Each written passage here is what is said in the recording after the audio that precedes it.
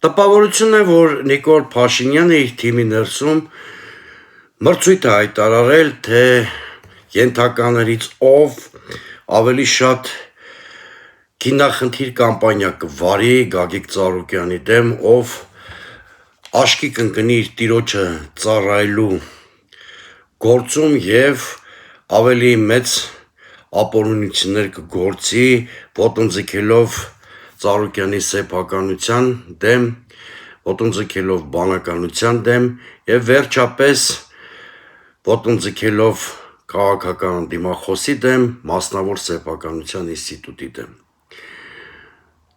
ԿՊԱ-ականները արևի տակ իրենց տեղը ապահովելու մղումով ծառայություններ են մատուցում Նիկոլ Փաշինյանին եւ ամեն օր լսում ենք նրանց այսպես կոչված ավետիստները, էլ ինչ են խլել Ծառուկյանից, ինչ են պատրաստվում խլել, ընդհանրապես մենք ապրում ենք ծուր հայելիների թագավորության մեջ, երբ իբրև թե հաղթած իշխանությունը երկրի առջև ծառացած ներքին եւ արտաքին խնդիրները լուծելու փոխարեն իր պարագլխի գլխավորությամբ ամբողջ օրը խոսում է մարդ նստացնելու, խլելու, ունը զրկելու, կուլակատապ անելու մասին։ Մի քանի օր առաջ Ավինյանն էր հայտարարել, Երևանի քաղաքապետ, Ծառուկյանին պատկանող բիզնես կառույցներից մեկի գործունեությունը դադարեցնելու մասին, երեկ Գևորգ Պապոյանը շտապեց հայտարարել, որ կասեցվելու է Շանգրիլա խաղատան գործունեությունը եւ ընդհանրապես տեսեք ինչպիսի շարք գոյություն ունի խորհրդարանական ընտրություններից առաջ։ Էլ չեմ խոսում այն մասին, որ խորհրդարանական ամբողջ կամպանիայի ընթացքում Փաշինյանը բանուգործը թողած դիրախավորել էր Ծառուկյանին, նրա ընտանիքի անդամներին, կուլակաթափության բացահայտ կոչեր էր անում, որոնց մի մասը հաստատապես իրենց մեջ պարունակում էին քրեական հանցագործության էլեմենտներ, նկատի ունեմ Փաշինյանի հայտարարությունների մի մասը։ Կանքերթով, տեսեք, օրինակ հունիսի 9-ին, որպես Հայաստանի Հանրապետության ազատ քաղաքացի, Գագիկ Ծառուկյանը որոշում է անձնական գործով 2 օրով բացակայել երկրից։ Կարծում եմ, եթե Հայաստանի Հանրապետությունը գաղութ չի, իսկ մեզ ամբողջ օրը հակառակ բանի մասին են հեքիաթներ պատմում, իբր մենք ժողովրդավարության բաստիոն ենք, ժողովրդավարության օազիս ենք, բայց բանից պարզվում է այս երկիրը վերածվել է գաղութի։ Գագիկ Ծառուկյանը որոշում է 2 օրով անձնական գործերով բացակայել երկրից։ Բայց հունիսի 9-ին գնալով օդանավակայան, պարզվում է, որ սեկտը փակ է,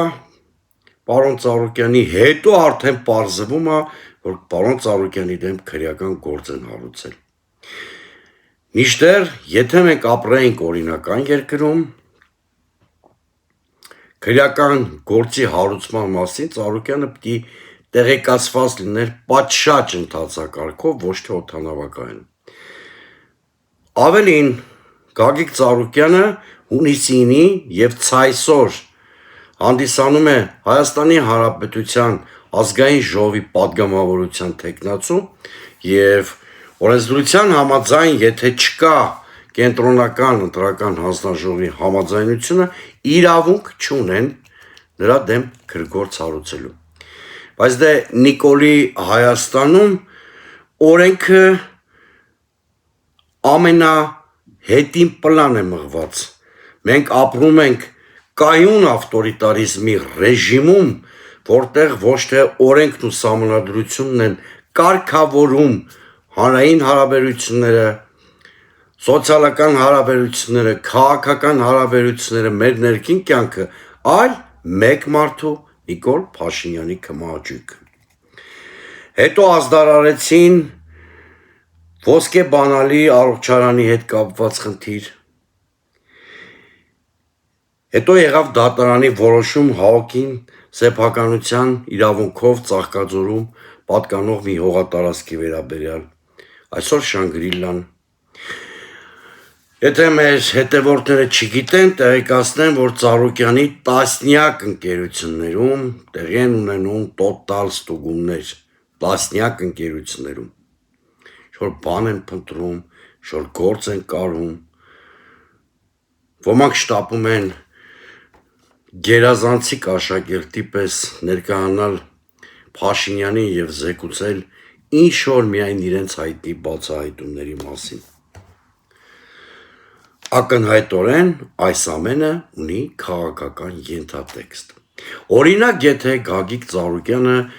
որոշեր չմասնակցել 2026 թվականի խորհրդարանական ընտրություններին, այլ խոսքով, եթե նա իշխանության հայտ չներկայացներ, հաստատապես նշված որևէ դեպքով իշխանությունները որևէ խախտում չէին հայտնաբերի։ Ավելին, չեմ բացառում, որ եթերում հայտնվեին ինչ-որ իշխանամետ գործիչներ, պատգամավորներ, նույնիսկ պարոն Ծառուկյանին համարային խոշոր կապիտալի վառ ներկայացուցիչ, ինչպես օրինակ հեղափոխությունից հետո էր Նիկոլ Փաշինյանը նրան անվանում, կամ նույնիսկ բարերար անվանեին, բայց քանի որ Գագիկ Ծառուկյանը որոշեց մասնակցել ընտրություններին, հետևաբար իշխանության հայտ ներկայացրեց, այս ավտորիտար իշխանությունը նրան ոչ թե այլընտրանք սկսեց ընկալել, այլ որպես թշնամի, որին պիտի ամեն օր պիտակավորեն, որակավորեն, առանց գետինը մտնելու,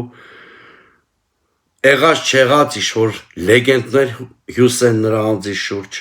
սա է Նիկոլ Փաշինյանի արժե համակարգը։ Այսպես է Նիկոլ Փաշինյանը ամեն րոպե, ամեն ժամ, ամեն օր վարկաբեկում արևմտյան արժեքային համակարգը։ Այսպես է Նիկոլ Փաշինյանը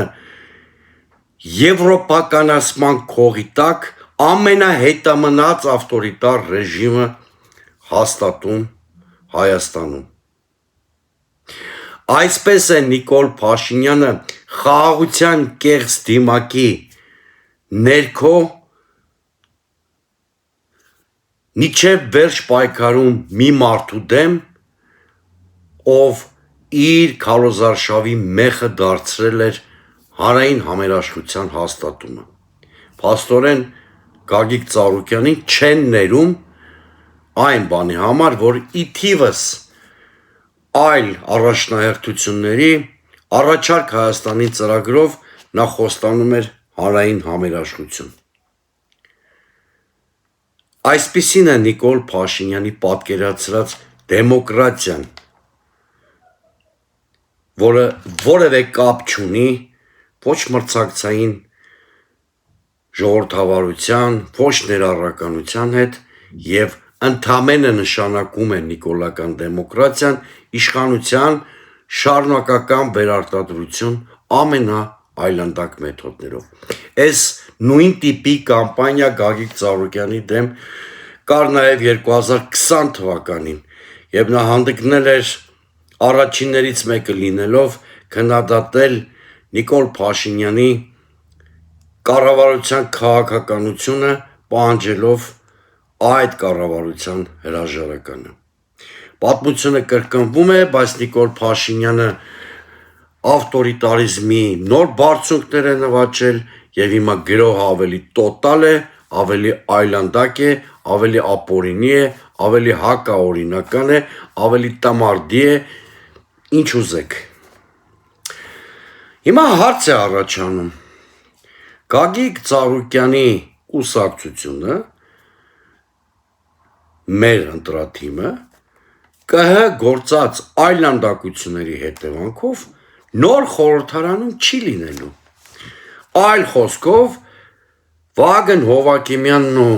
ԿՀ-ում վերընկած մյուս ուսապարկերը